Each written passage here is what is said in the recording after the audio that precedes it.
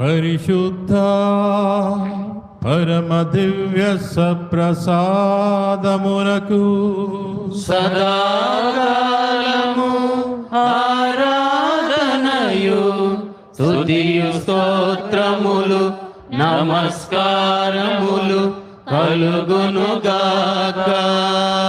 పితా పుత్ర పవిత్రాత్మకు మహిమ కల్గుగాక.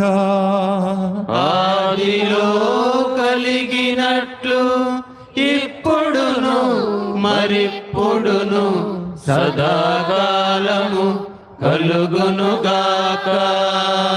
హల్లెలూయా హల్లెలూయా.